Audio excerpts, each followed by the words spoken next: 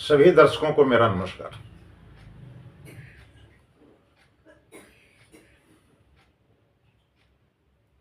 आपको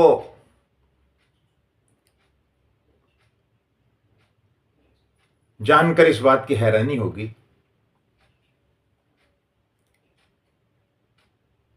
कि आज के करीब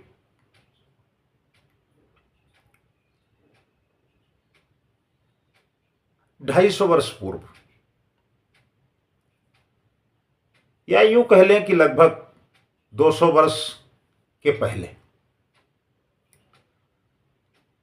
जो हमारे यहां की पूजा पद्धति थी वो बहुत सरल थी।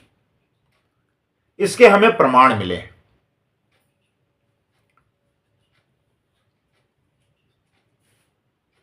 उस सरल पूजा पद्धति में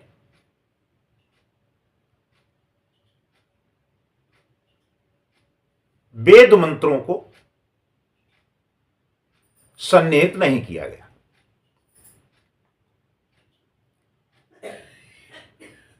तो अभी तो हमें उस पुस्तक के कुछ अंश मिले हैं जो हम आपके सामने प्रस्तुत करेंगे और पूरी प्रामाणिकता के साथ हम आपको यह बताएंगे कि उस पूजा पद्धति के आधार पर हमारे यहां जो पूजा का विधान था उसमें वेद मंत्र शामिल नहीं थे। यद्यपि पूजा का दो तरीके से पूजन का विधान है, शास्त्रोक्त और वेदोक्त,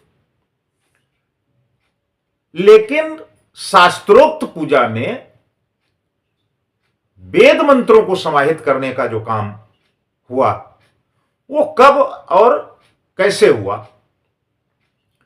हमारी चर्चा का मुख्य बिंदु यह है।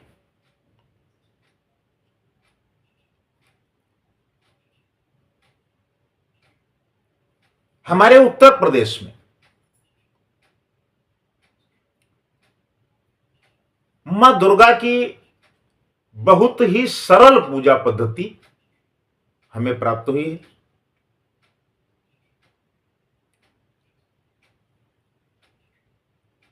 वो करीब करीब आज के 200 वर्ष पूर्व की पुस्तक है और जहां वो पूजा पद्धति तैयार की गई है, जहां वो लिखी गई है, जहां उसका संकलन हुआ है, उनकी 5वीं पीढ़ी इस समय वहां मौजूद है। उनसे हमने संपर्क किया। उन्होंने इस बात को बताया कि हां, वो हमारे परिवार के थे और पूजा पाठ में वो काफी रुचि रखते थे और उनको संस्कृत का अच्छा ज्ञान था।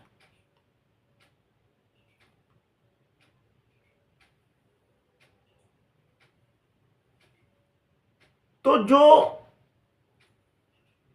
19वीं सदी के आसपास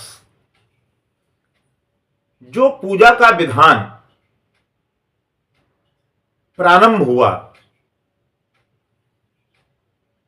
उसमें उस सरलता में वेद मंत्रों को शामिल किया गया। तो जब वेद मंत्रों को शामिल किया गया तो हमारे यहां के वो लोग उस पूजा पद्धति से वंचित हो गए जो लोग वेद मंत्र पढ़ना नहीं जानते थे।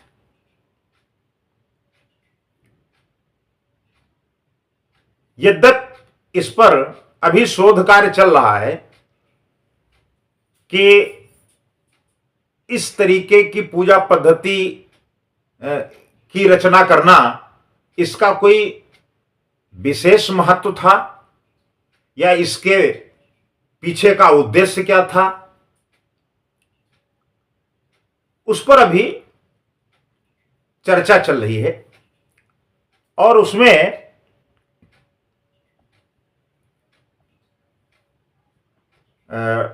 हमारे बड़े अच्छे विद्वान हैं पटना के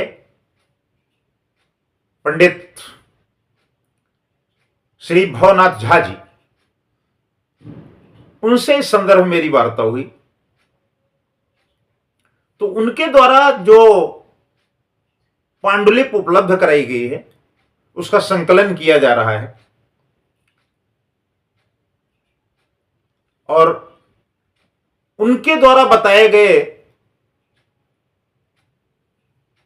पते पर हमने जो जानकारी हासिल की, उसको भी हमने उनसे साझा किया है और प्रभात खबर में प्रमुखता से इस खबर को छापा गया है। तो इसका पूरा विश्लेषण हम आपको अगले वीडियो में बताने का प्रयास करेंगे। अभी तक जो जानकारी हमें प्राप्त हुई है, वहां तक मैं आपसे जानकारी साझा कर रहा हूं।